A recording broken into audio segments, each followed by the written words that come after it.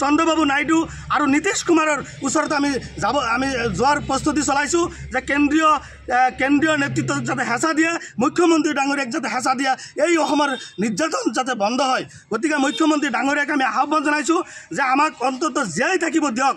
আৰু অসমত যদি বিভিন্ন পশু বা বিভিন্ন জীৱ জন্তুৰ যদি এই স্থান আছে, অসমত যদি বিভিন্ন প্ৰাণীৰ স্থান আছে, তেনেহ'লে মানৱ জাতিৰ কিয় স্থান নাই? বিশেষকৈ মুছলমানৰ কিয় স্থান নাই?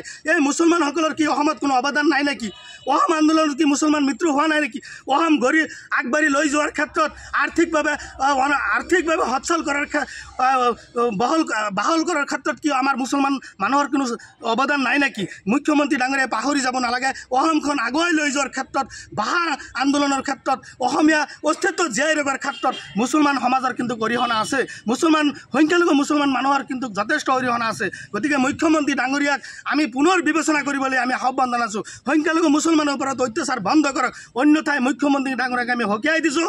পৰৱৰ্তী সময়ত অসমৰ পৰিস্থিতি যদি ভয়াৱহ হয়, তেনেহ'লে যদি আইন শৃংখলা অৱনতি ঘটে, ইয়াৰ দায়ী হ'ব মুখ্যমন্ত্ৰী ডাঙৰীয়া আৰু গৃহ বিভাগ।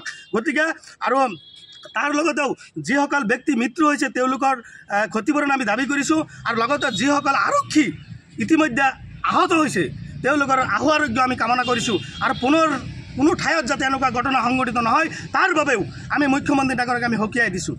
চৰকাৰে যাতে কোনো ঠাইত এনেকুৱা পুনৰাবৃত্তি ঘটনা নহয়। গতিকে আমি সংখ্যালঘু মুছলমান যদি এনেকুৱাই অত্যাচাৰী হয়, এনেকুৱাই নিৰ্যাতন যদি আমাৰ ওপৰত, চৰকাৰে এনেকুৱা সিদ্ধান্ত ল'ব লাগে যি সিদ্ধান্তত আমাৰ এই অসমত মুছলমান মানুহ লাগিলে একেলগে লাইন পাতি থিয় কৰাই আপোনালোকে গুলি কৰি মাৰক, কিন্তু কেনেকুৱা জীয়াই আপোনাক নামাৰিবলৈ আমি আহ্বান জনাইছোঁ।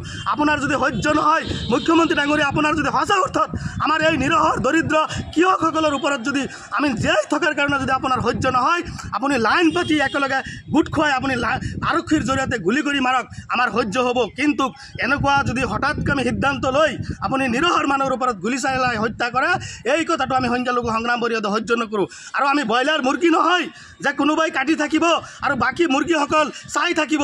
গতিকে আমি ব্ৰইলাৰ মুৰ্গী নহয় যে এটা মুৰ্গী কাটিব, বাকী মুৰ্গীসকল বোবাৰ নিচিনা বহি থাকিব। আমি তেনেকুৱা আমি সংখ্যালঘু মানুহ নহয়। আমি গণতান্ত্ৰিকভাৱে আমি আন্দোলন কৰিম। আজি ভাৰতৰ সংবিধানে দিয়া মৌলিক অধিকাৰ আৰু আমাৰ যিটো বাক স্বাধীনতা, আজি অন্ন বস্ত্ৰ বাসস্থান, আজি সংবিধানে দিয়া মৌলিক অধিকাৰ আজি অসমৰ মাননীয় মুখ্যমন্ত্ৰী ডাঙৰীয়াই বা অসম চৰকাৰে আজি খৰ্ব কৰিছে।